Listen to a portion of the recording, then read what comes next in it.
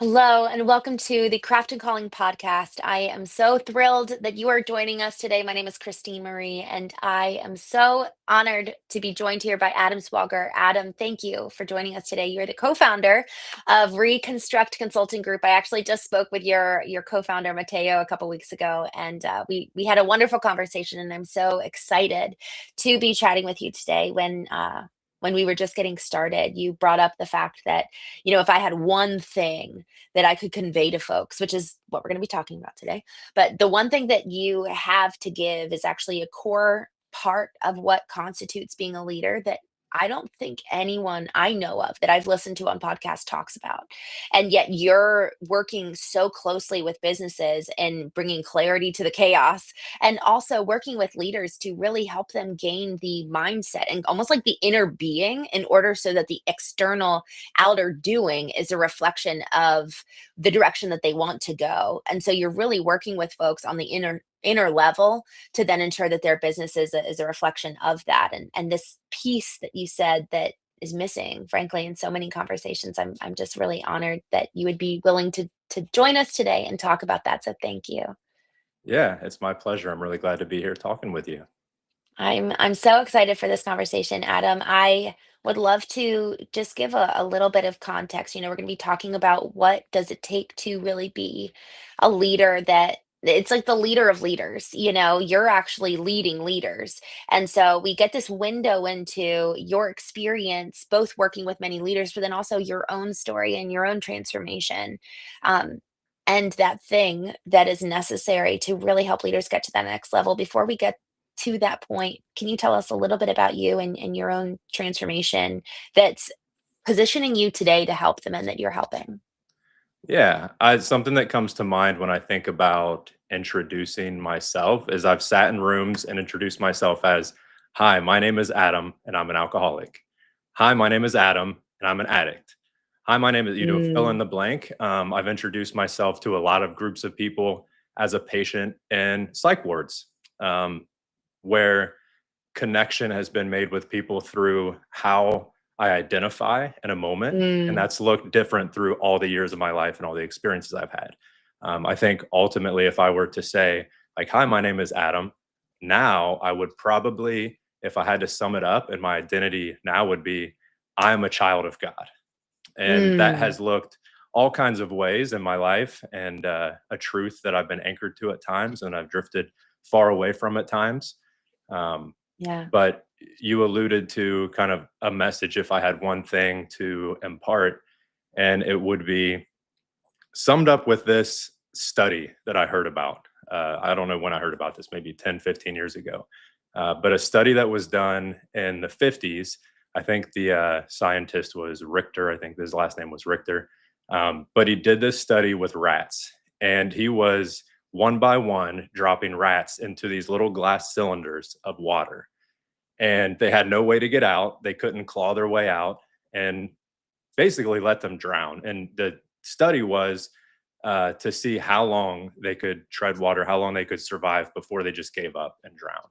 And there Mm. were a few purposes that they were testing this, but one of the things they didn't really expect to find was that at one point they decided to, right before the point when a rat would give up and drowned, which was about 15 minutes on average, they decided to pull a rat out, let it dry off, let it recover, catch its breath, and then drop it back in and see how long it would last. And the average, Interesting. once they did that, the average of those rats that were put back in after they were saved and put back in the water was 60 hours, which is like Oh my word. I super have chills dramatic. all over my body. So it was Yeah. 15 minutes and then 60 hours. Yeah. When I heard that first, this was before Wow. ChatGPT or before I was Yeah. really proficient with Google. I remember trying to find that study and I couldn't find it. And I thought it was mice and I thought it happened in the 30s. Like the pieces, I don't remember information verbatim well at all. Like I can't quote scripture very well. I can't quote lines for movies very well, but I get the sentiment of it. Like I get what it means to Right. me. And so Right. with that study, it meant something. And I was kind of disheartened after I'd shared that with a lot of people, in a lot of contexts where there was just hopeless situations. And When I couldn't find it, I'm like, I don't know how true that is. Right. And then I was finally, through the help of ChatGPT or Gemini, whatever I used recently, to just verify, and I found that information, and it hit me. I got the chills all over again of just this message of what is it that allows that type of physical, mental, like it doesn't seem possible, and it's hope. Mhm. Like that's how I Mhm. interpret as what's happening there. That resiliency comes from a place of hope. If you've Mm. been set free from a situation or you've experienced that, and it kind of makes me think of and just put your hand up or stop me if I like ramble on too long. Promise. um Going through kind of a series of reflections on that, and how I can um interpret that and use that in my life in ways that may not be really evident, that's the way, like that's the way to break through some barriers in certain situations, Mm. and relationships and business, mentally, physically, emotionally, spiritually, is to have that hope anchored. And I think a Mm. big part of that, and with there are so many great coaches, consultants, a lot of platforms in the construction space where you can get guidance, mentorship, community, and this hope is kind of baked right in, whether someone acknowledges it or not. If Right. you can look at someone on social media and recognize, like, man, this business owner is living a life that I want to have. They're killing it. Yeah. Like they've got the systems, they've got all the things, and I have hope from that. And that changes everything for me. And a big part of that is being able to recognize that that exists somewhere externally, somewhere outside of myself, and to Right. attach to the belief that that can be true for me too. Mm. So a way that I've got 4 kids, and my second to oldest daughter is really into volleyball right now. And I mentioned before we got on, all my kids are out of the house right now, which is a really weird thing. But normally I'll be on a Zoom call with a client or something, and I'm hearing a volleyball in the background bouncing against the wall. She's just practicing her bumps and everything, like constantly. So we got her a little rebound net for the basement for Christmas, so she can go down there and practice up against the big Nice. rebound net. So I was down there this weekend with my girls, and we were just seeing how long we could go. Like, how many hits could we get without dropping the ball? And we were going one at a time. And I didn't intend to make this an experiment or anything, but it was this phenomenon where each time that record was broken, then it raised the ceiling to what's possible. Yeah. And as we're doing that with the girls, it went from like 10 to, then my younger daughter got 12, and then it was 15. And it's this focus on, okay, I want to hit this mark that's higher than what I've seen as possible, but still it's a fixation on what you've seen as possible. So there's a ceiling there. And I got to a point with doing that with my girls. I was like, we're focused on getting like a little bit better than what we've seen shown for us. And I don't know what all the record times are for racing. I don't follow the Olympics or racing, but I have heard that phenomenon in racing where it's like the 6 minute mile was a big deal. Mm. Someone achieved that, and then all of a sudden, people all around the world, it's like breaking that 5 minute Yeah. mile, 4 minute mile. It's like, what happens when someone displays like, this is what's possible? And it's Mm. it's hope, and it's the ability to push beyond what someone could on their own because they've seen that. So I'm going through with my Mm. girls. I explain that, and I'm also a big fan of the concept of flow and just operating in flow, in whatever capacity we're able to in day to day life. So I went into my little session. I think I got up to like 42 or something, and I'm bumping it against the thing. My next one, I'm 95. I remember thinking like, Wow. I want to double it if I can do 42, and I did Right. double it. And then my other girls went, and then I was up again, and I'm like, I'm not going to think about the number. I'm just going to go. I have no idea what I'm capable of. Yeah. I'm just going to get in the I'm just going to do the thing. And I got 294. Oh my 264, something gosh. like that. It was upwards of 250, and it Wow. just blew out of the water. So all of that to say, like, we're going to find what we're looking for. I've suffered from depression a lot of my adult life. I have bipolar disorder. Been in a lot of situations where I have not felt hope. I've not sought hope. I've been um, desperate, depleted, discouraged, defeated. And when when I get a glimpse of something that can draw my eye and vision to hope, like I will find it there. And I'm at a point in my life where I've looked forward to my 40s. I turned 40 in March. And like when I'm in my 40s, I'm going to have experienced enough and learned enough that I actually have something to contribute to the world. Like my 40s are going to Yes. be about contribution. I'm not quite there yet, but this pursuit of looking for things that are going to develop me to be the person who has something meaningful to contribute to the world. And Mm, in that, I've been able to recognize in that pursuit amazing mentors, amazing resources, amazing people in the world that are doing things that have lifted my the ceiling of what I think is possible for me, but more importantly, for the people around me or within the reaches of my influence. mm. So hope. Wow.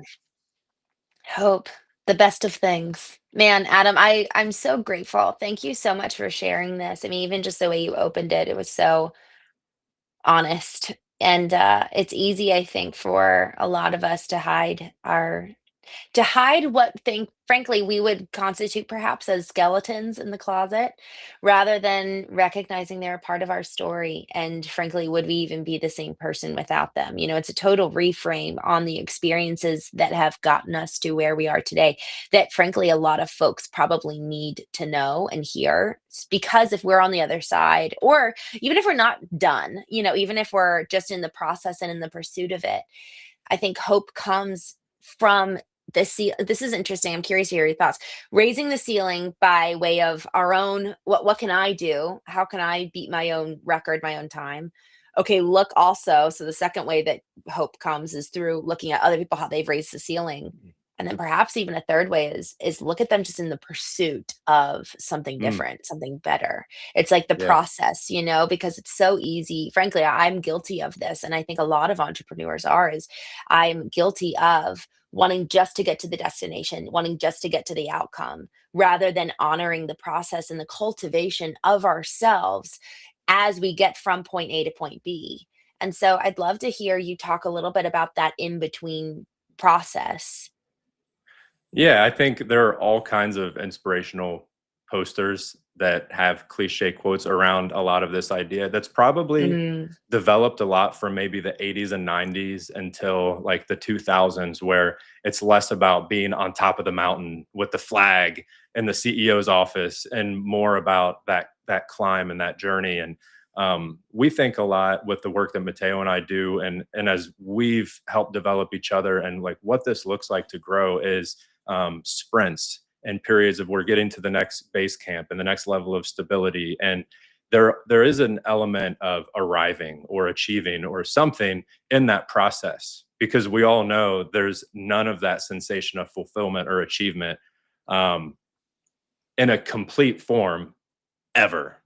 Like yeah. the highest achievers know that, I'm sure, more than anyone, which I would not consider myself in that category at this point in my life as the one of the highest achievers. But in my reality, and anyone that I've known, that the people who have experienced the most peace at any point in their life have attached their fulfillment or the pursuit of their purpose to their calling. Is another big theme of life. It just happens to be a big part of your podcast and the title and what Right. I've heard with your guests. But the pursuit of a calling Mm, unlocks something within us that um, any level of achievement or quote unquote success by what the world standard may be will never touch. It's the pursuit of that call. It's the next step towards that. It's not a contentment with where things are in the process from a standpoint of complacency, but a contentment in knowing that in pursuit of whatever that higher vision is, there's impact and um, purpose that is having influence within that process. And I think the people that I've come to know or looked up to or admired who've had the greatest level of, I use air quotes way too much, success, Yeah. and what they would define as success has to do with the people and lives that they've positively impacted. Mm, right. And you can achieve all these things and not experience that in your life and like completely missed out. Mm. And I'm so grateful that you brought that up because honestly, it's so easy, especially when we've got a craft that is all consuming. And for many of folks at different levels of the business, but usually under, kind of under 3 million, you're man, you're in the business and it's taking up pretty much every part of you. Yeah. And so when we think about what it takes to be a good leader and kind of get to that next level, raising your own ceiling, for us to kind of have that hope. I just love that example because, frankly, when I think of hope, I think of it not necessarily in any kind of business context. I usually think of hope pretty much just in a spiritual context. But what you're talking about when it comes to hope is both and. It's seeing and being reminded of what's possible that somebody could take their business with only 15 employees and by the end of the year be at 150. It's seeing that it's possible. And man, am I even dreaming big enough? Right now, on the back of my phone is this quote by Michelangelo. The greatest danger for most of us is not that our aim is too high, and that we miss it, but instead that it is too low and we reach it. So Mm, actually it's far more damaging to be shooting like so low and then really arrive and then be like, oh, I could have maybe done way more. And so if we're not constantly in a state of, and this is where I'm wondering, this is kind of my question for you, is it being in community, is it being around others, is it reading books, like how do we actually ensure that our ceiling is perpetually being raised so that we're aiming high and never actually self-limiting? wow. Yeah, that's a really powerful question. And I think there's a lot of really key foundational parts of like living a fulfilling life that would Mm, fall underneath that. Um, it's kind of the idea of, we just had Christmas. I don't know when this is going to drop, but it's the week after Christmas right now. And it's more blessed to give than to receive, like that kind of thing. And anybody who has given generously has experienced that and knows that to be true. And I think that's one of the most fulfilling things in my life. I'm selfishly bringing a lot of things back to my life and my experience. I mean, I'm the one talking and sharing, but also right. that's the only reality that I know personally. And to help someone else or be a part of, a lot of times, um, all right. So there's this book that my wife got me for Christmas. I'm a big fan of The Boy, the Mole, the Fox, and the Horse. If I've you've never never read read that. that book, you absolutely should read it. And this is a I'm writing follow it up to down. it. But there's a page, and my wife read this book last night, and I was like, "Hey, there's a page in there that speaks so deeply to me. See Mm, if you can figure out what page it is when you get to it." And the pages only have like a sentence or two or a phrase. This beautifully, I could give a narrative on what these books have meant to me and the artist and author. But this quote is often the best answer is just to listen. And in the context of the story, it means a lot more. But something that struck me there is um, I've experienced a lot of growth and benefit and healing through other people in my life in all different kinds of ways. But that most often has come at the darkest times of my life through someone who's willing and actually sits with me in it. It's not that they have some profound message to deliver or some coffee mug scripture or philosophical stoic quote or something that's going to help me get through it. It's when someone just sits, whether I have something I need to say or not, or I have no words, it's someone who will be with me in that. And that mhm. quote, like the answer is often to listen. And that's the greatest gift because I can get long-winded and I can talk myself in circles. Like I'm great at that. But the greatest contribution I've had in meaningful ways to people who have needed help the most at times when the only thing I could give was just to share space. If they had something to express, to listen. If they didn't, to not just fill the air, Yeah. to only improve Right. upon the silence in those moments. And so Mm. thinking about what that is to, and I'm so far off, like whatever the core question that was within what you asked. But for me, so much comes back to there's so much answer to so many struggles and internal questions within my life Mhm. Mhm. in giving of myself to others. Mm. So when you Hmm. talk about, you mentioned raising the ceiling, you know, and people around us that we can look to or within ourselves. And I think with that same sentiment of everything I just shared about giving myself to others is one of the hardest things to do is to give myself that to Yes. myself. And Right. it's so easy. I ran a small remodeling business through my 20s. About 10 years, I ran a business through my ups and downs. I had crack addictions, um, Mm. mental health issues, hospitalizations, all kinds of things that had happened. Drug my wife and family through hell um, Mm. within that time frame of running a business. And it was so easy in those times to give myself so fully to whatever it was, to business, to growing the business. Mm. I got addicted to systems at one point. That was like my anti-crack. Mm. Yeah. Reading became my anti-crack at times. Like I absolutely loved smoking crack, honestly. Um, Yeah. and it's something that I don't think we can operate outside of our calling and pursuit of our calling without having something that's artificially satisfying or tricking us to feel satisfied um, outside of that calling. So that could look like a small business owner, big business owner, giving everything they have to their work, but they can't sit quietly for 5 minutes in a room by themselves. Yeah. There's got to be a podcast, or there's got to be music, or there's got to be Netflix, or and even some really great things that can occupy the space where Right. internally, no matter how great of mentors we have and how great of things, I know you're a fan of As a Man Thinketh, which I am a huge fan of that small text as well. And whatever good seeds we could be sowing in the garden of our minds and our souls, there's something that I think more than ever in this generation and this time in the world that, man, just a few minutes of silence with ourselves.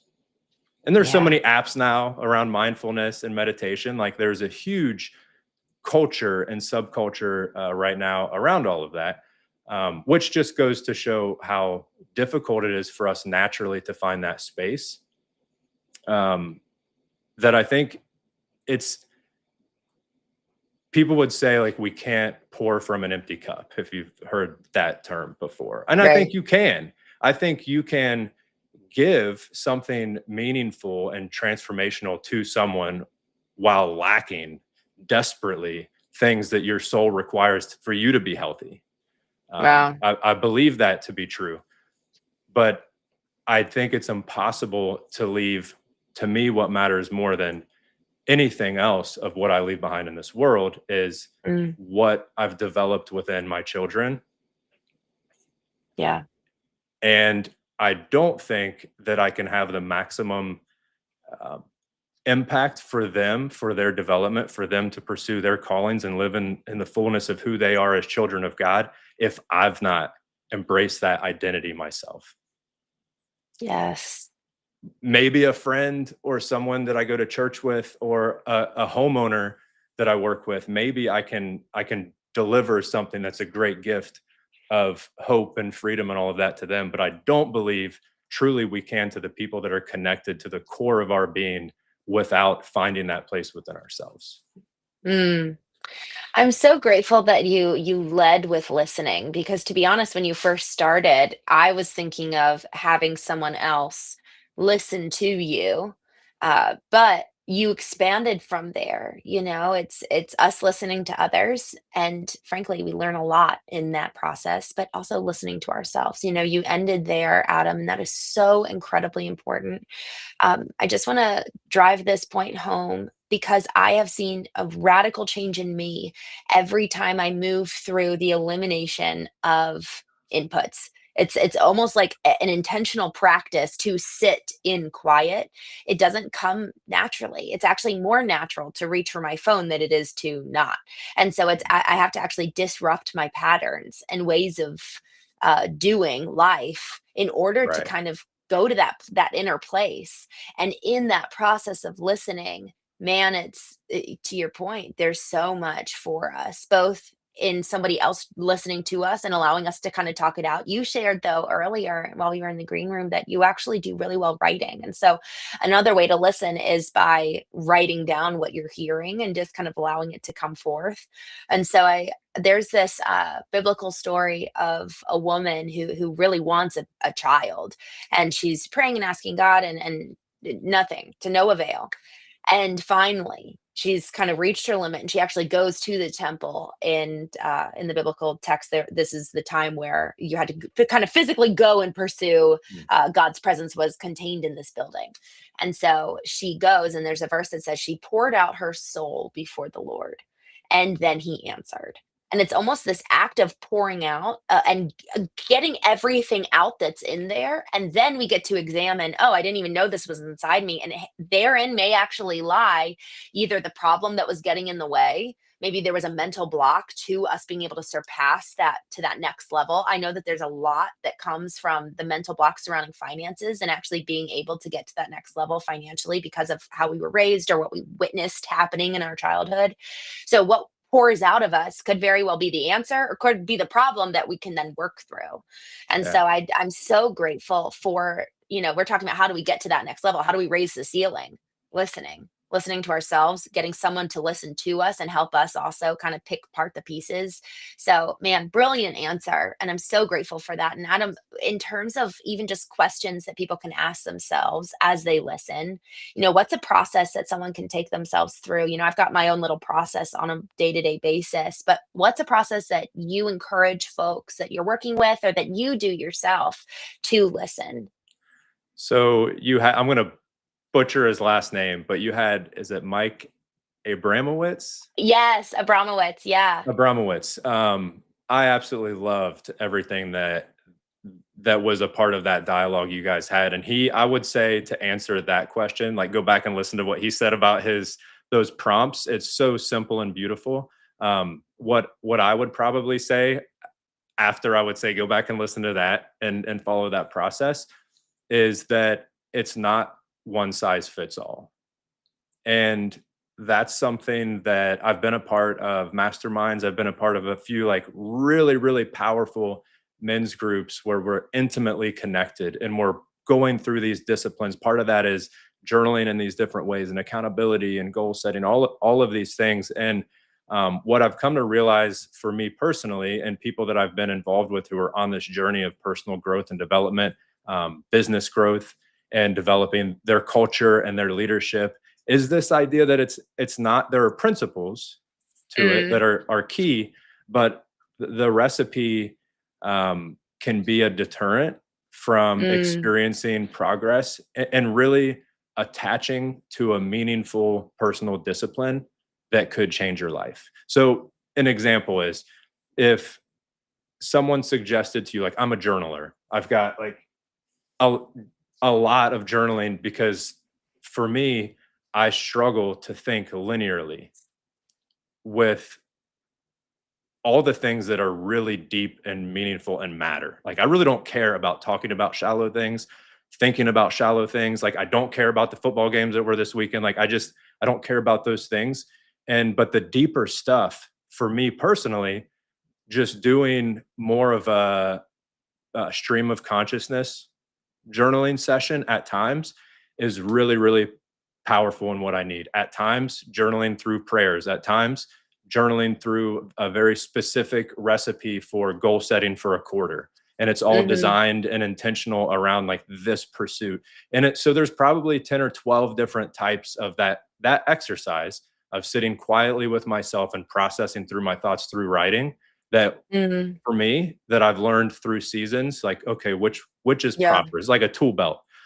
And Mm. so what I struggled with maybe 5, 6, 7 years ago was I would encounter people and I'd have these things that I'm all excited about that have been really big things changing my life. So whether it's someone who's struggling with an addiction or they're trying to grow their business, and I'm a systems guy. Like I have an LLC called Systematic, I like a love system addict. it. And so I have this, but you can't like force that. If you have a company that struggles to systemize things, to have SOPs, to build an org structure that makes sense, like you can't go in with what makes sense to you and just apply all these templates and this fill in the blank to set your goals and revenue targets and then plug in this tech stack. Like it just doesn't work. It's the same thing with someone who's looking to grow personally. And so the principle there, I think, is less about from. Yeah, let me a disclaimer I should have given at the beginning is I'm I don't know that much stuff, and the things that I do think that I know, I'm not that great at practicing like Mm. what it is. I'm trying. I'm I appreciate the experimenting. transparency. I think that's all of us. Yeah, so by no means, I was talking to my wife before she left, and I do not like the idea of having books behind me. Like when I do coaching calls or Zooms or anything like that, I really don't. But we've got construction going on around us, and I try to make a little spot in the hallway to like have a different backdrop. I'm like, I do not like when I see someone with books behind them. I feel like they know what they're talking about. I automatically like I don't. I respect this expert sense of what they're communicating. Like I'm perked up and listened. Um, and I don't, this is an identity thing that I struggle with. And identity is a really, really big thing that may kind of come up in this next leg of conversation. But so Yeah. for me personally, is whether it's journaling or business development and what I've experienced with success in business and with other companies and things like that is like I'm not an expert in anything in any of this. And Mm. I've learned that most through realizing that a success somewhere doesn't necessarily mean success somewhere else, either with someone else or within another part of my being or another Mhm. part of my business or another idea. But the core fundamental principles of what's happening there, that's the part that I want to get to. So, like, what's happening in the exercise of journaling? I think absolutely anyone could benefit from the process of working through thoughts. Now, that might mean for someone, it's pen and paper. It might be typing things out on a computer. It might be in an app on your phone. It might be while you're driving, speaking things out in an audio message. It might be taking that Mhm. transcription and plug it in a chat GPT and get the feedback. Like it could look all Yeah. different kinds of ways. So this is a big thing that I think is a driver for the work that we do is there's a component of empathy that I believe is necessary for any real impactful transformative change through connection with another person Mm. or within ourselves. Mhm. So let me explain that a little bit because I don't know exactly what I mean I yet. love the mental processing. I love it. Go. So empathy is huge. And I think now, still being young and dumb, the people I respect the most are really like in their 70s or 80s. And I think they have something truly worth listening to at a core fundamental level. And so I'm realizing that I don't know. I'm just able to point to some indicators for me. And so empathy is one of these things that without empathy, I can't properly suggest to someone or connect with someone in a way that's going to have real impact or induce real change in their life. And empathy is something that is core, so core to my being. Um, that I don't think I had any other option through the psych wards and a lot of time in crack houses, and a lot of the people in situations that, like, I'm curious, so I'm asking people about their life. The the types of people that I've heard their stories.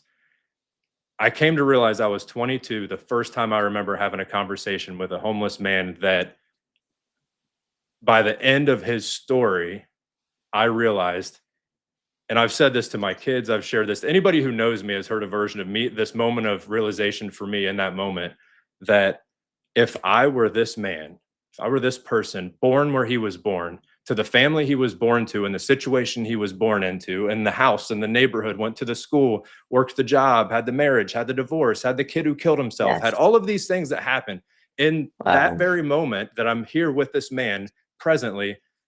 If that was my story, I would be him.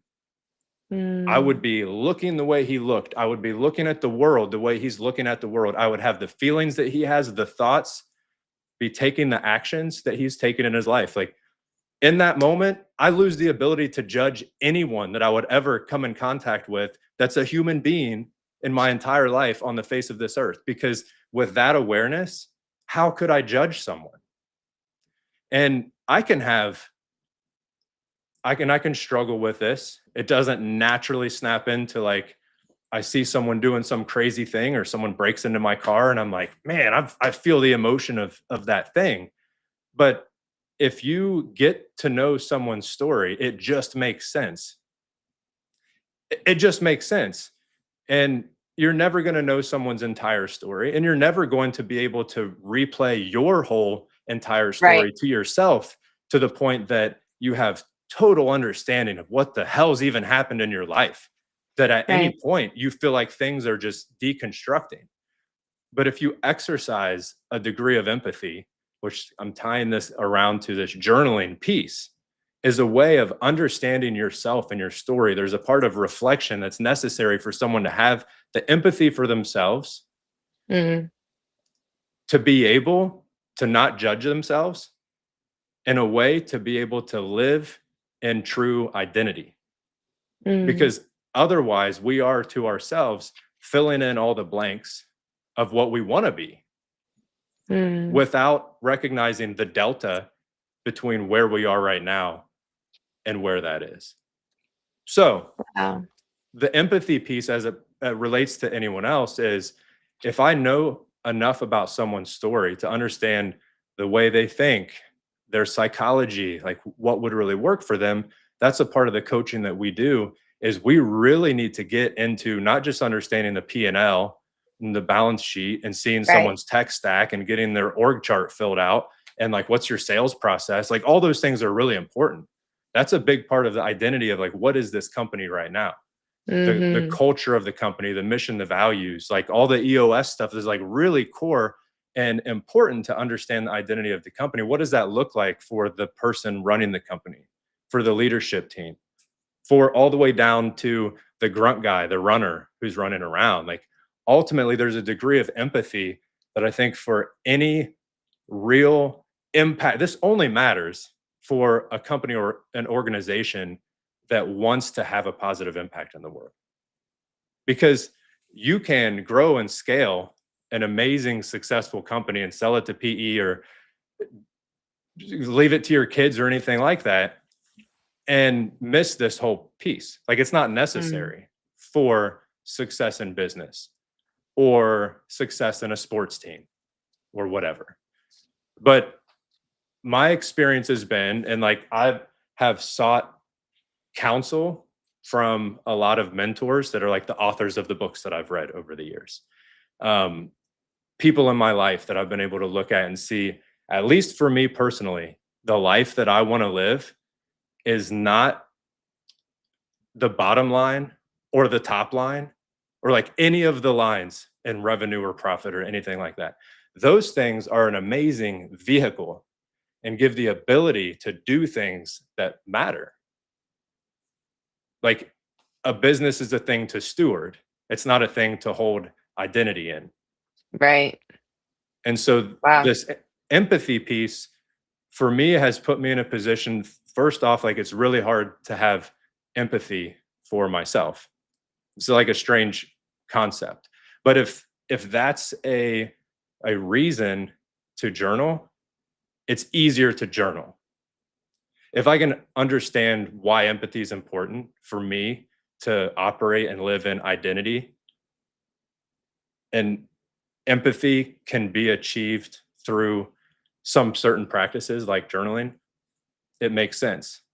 In the same way that someone who wants to grow their business and get past the bottleneck of them being the project manager and the superintendent and the sales guy and the estimator and all of that, like, okay, I want to achieve being able to step out of some of these roles and ultimately have a business that operates without me. So because that's what I want, I can put the systems in play. I can change the habits. I can put the infrastructure in to create that, but there's got to be a reason. Right. So Right. within personal development, within connection with other people, it's being able to anchor the activities that we have, the intentions that we have behind the conversations that we have with people, the way that we give generously of our time, energy, money, effort, like all of that. If it's not tied to an intention, to a purpose, it's just looking at Dan Martell with the Lamborghini and like, I want that. Yes. Missing Right. the fact that if you listen to Dan Martell, his whole purpose is about giving and contributing to other people and their lives. Like all these Mm. other things have come as a result, Mhm.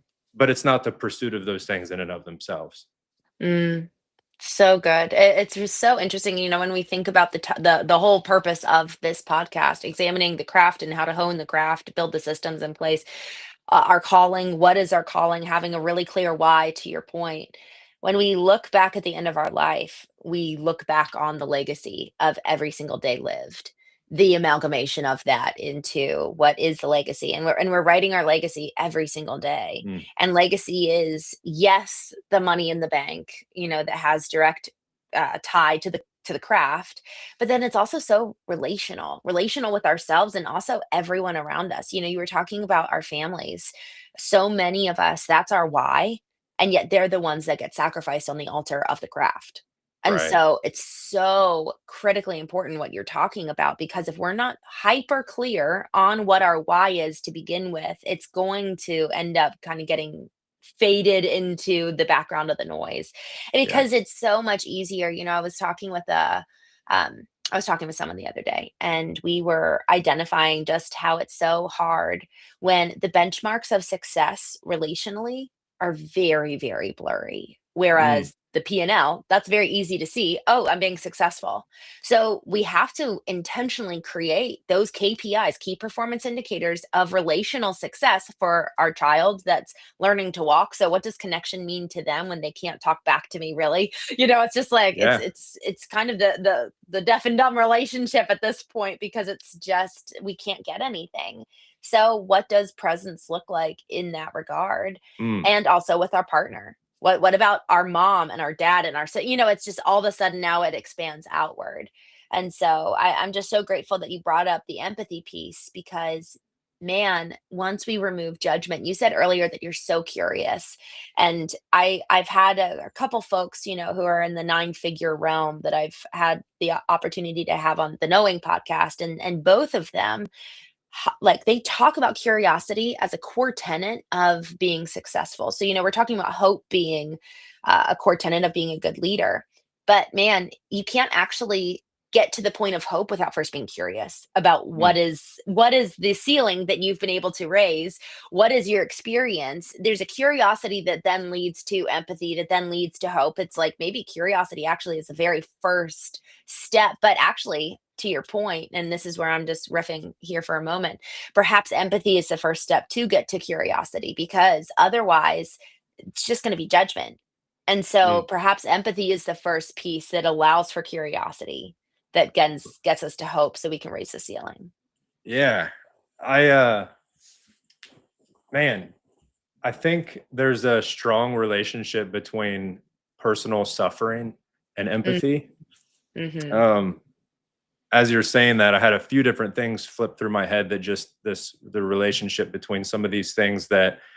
So I'm a part of the youth group at our church. I work with specifically the sixth grade boys, which are amazing, but like really challenging just with where your head's at and maturity at that age. And we were talking about empathy just a few weeks ago, and it's a really hard concept to get through to someone who doesn't like get it or feel it. And there are some boys in that group that have just very well-to-do homes. Like parents are really successful, they go to great schools. They just like haven't really experienced much personal suffering or perceived it or been exposed to it around them in a way that it's affected them in any way.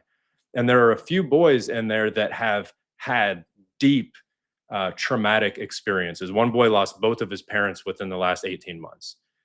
Like just Wow. tragic. Another boy, his Oh, little 4-year-old sister had cancer in her eye this year. Went through 6 months of chemo treatments. Had to have her eye removed. So their whole family oh, experienced all of this thing. So there's a degree there that it comes across. Like I can see it in the interactions. There's empathy that's there without them having to think about it or work for it. It's right. there through Yes. either a personal suffering or an exposure to that you choose to sit in suffering with someone else.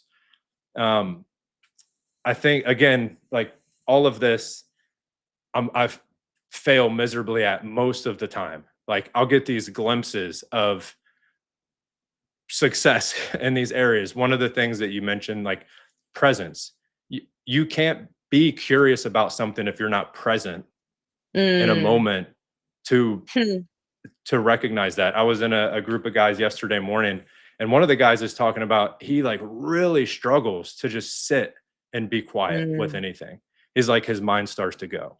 And I'm like, well, let's look outside for a minute. Like, look at this tree. It was really windy out. Like, pick one branch on that tree and just like watch it move.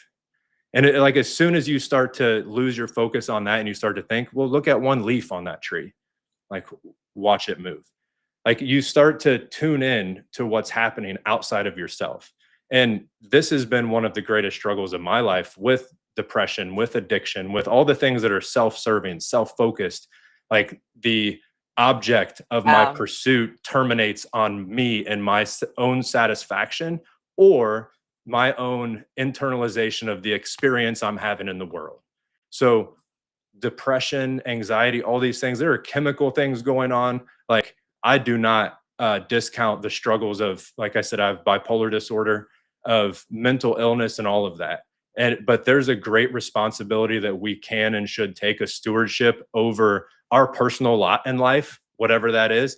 I've got it way easier than so many people in the world that like I can't imagine the struggle that they have in so many areas. Um, Right. but there's a degree of taking like take your thoughts captive. Like you can plug in all the Yeah. terminology around this, but without that presence and connection to like what's happening, there's this story happening in the world that we're a part of, that we're connected to. And if we're not tied to like that, curiosity I think is a great sign that we're tapping into that greater narrative that's taking place and not our own little personal internal world. Yes. Oh, I love that. It's so interesting. We have to go inward and listen. And it's so important we don't stay there, Mm, because man, there's been a real shift for me because growing up, it was all about focusing on everyone else. And there's a book by David Brooks called The Second Mountain. And the concept of this is that the first mountain that most people summit is the mountain representing self. What career do you want? And we all grow up as little narcissists anyways. We cry and get what we want, and so you have to yeah, learn empathy as you get older.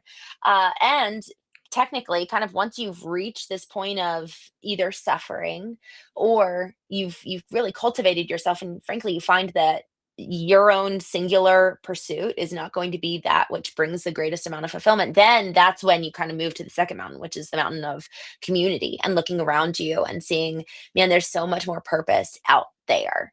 But yeah, because I was more so raised on the second mountain, I've actually had to go and learn some of the first mountain. I actually had to learn to go inward because I was so externally fixated. And so it's frankly, in the external fixation, there's again very clear KPIs. It's really hard to understand what does success look like for me to go and sit and be alone. And so I think it's the dynamicism of the inner and outer cultivation of realizing that our calling, we actually have to go inward to find that, but it's for the purpose of others. Like, we go inward Mm, for the purpose of love and for the purpose of what we can give. And to your point, man, it's almost like this concept of the overflow from out of the heart, the mouth speaks.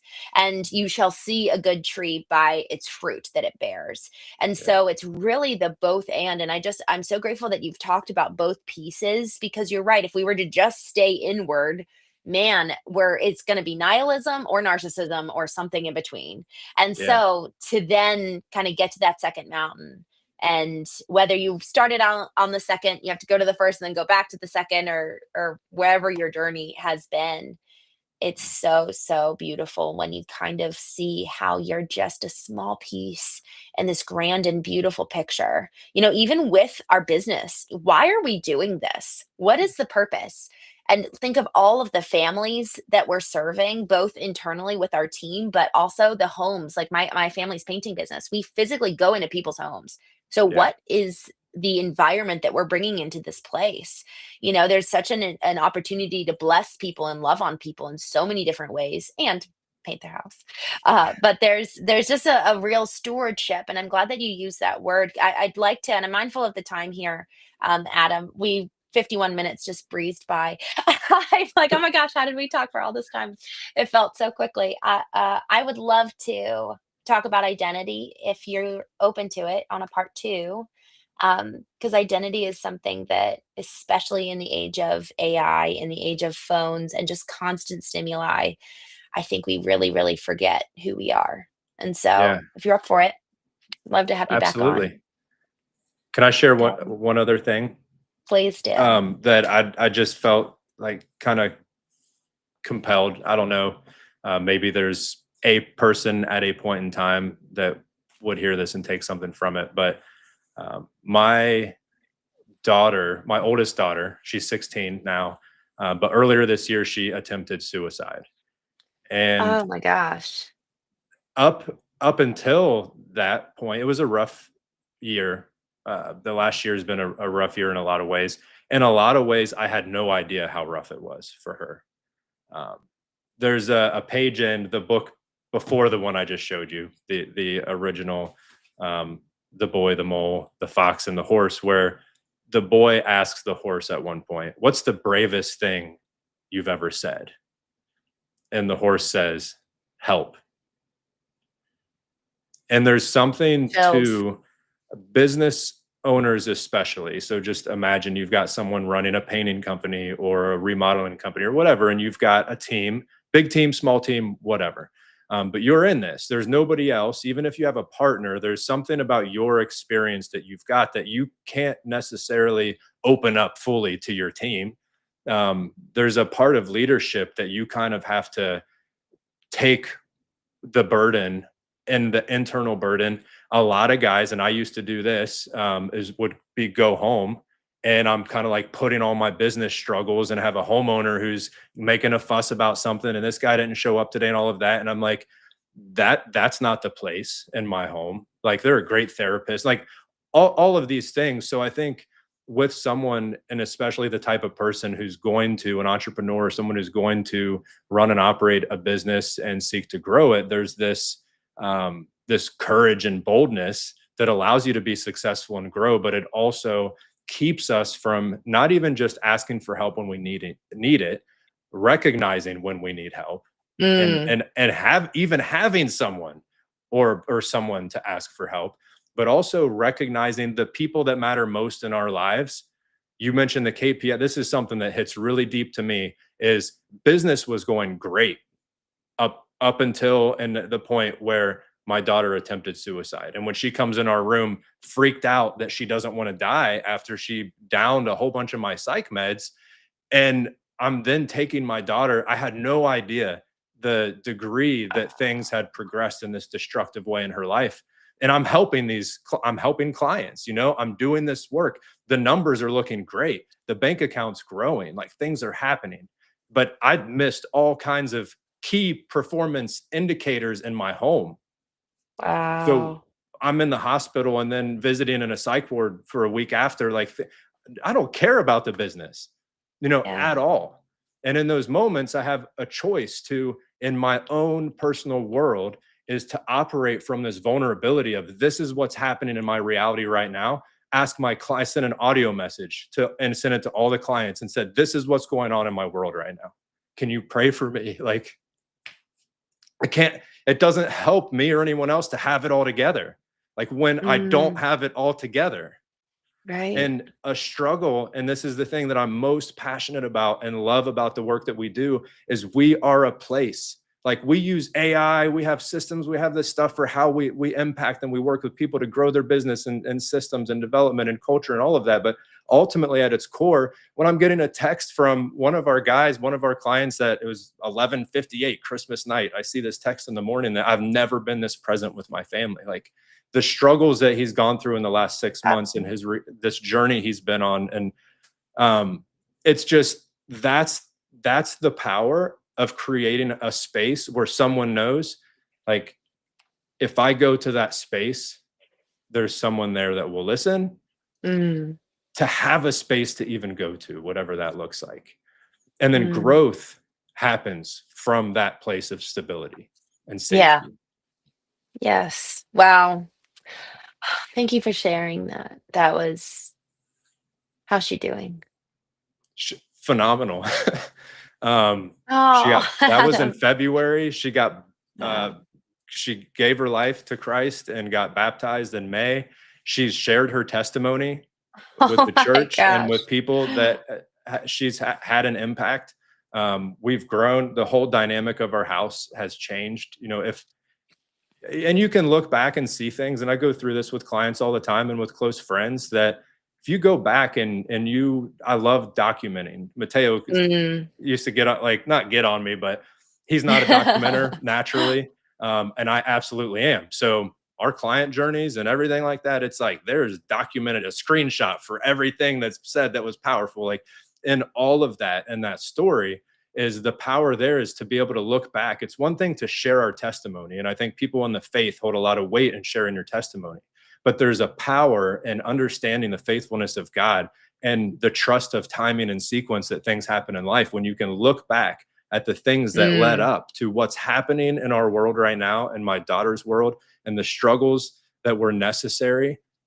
And you mm, can think whatever you want about who or how or why bad things happen. Like I don't have all the answers and I don't know all the correct way to frame that. But you can mm. look back at life and recognize anything that's worthwhile that has come to be could not be. Can I share one more thing? Please, please. Okay. So we have a daughter who's 10 now, and probably 2 years ago, maybe, yeah, we'll say 2 years ago. It doesn't really matter. It was a couple years ago.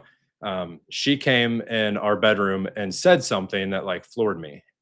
And shortly before my wife Katie was pregnant with my daughter, we had miscarried.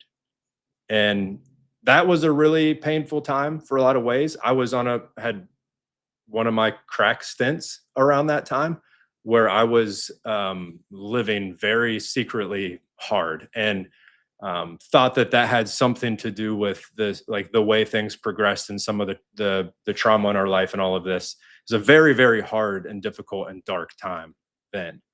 So that had happened, the miscarriage happened, and then Katie became pregnant, and that was Shiloh, our 10-year-old. And so Shiloh comes in our room a couple years ago and says she knows about, the girls know about the miscarriage. We have a little teddy bear that someone gave us as a gift to like remember. And Shiloh had seen that teddy bear had triggered this thought, and she came in and said, "If that baby would have been born, would I not exist?" I'm like, Wow. I like I don't know. Like I don't know. But thinking back at the tragedy of that time, there's no way we could have known what was coming with this rainbow baby and the gift of all the children and the stories. And but when you look back and see in the broader picture and the longer timeline, like you see the Yeah. beauty and the way it works out. But in that moment, I was Yes. not anticipating this future testimony of like, well, this is going to be great someday because great things come out of suffering and trials. But important to remember that and to know that.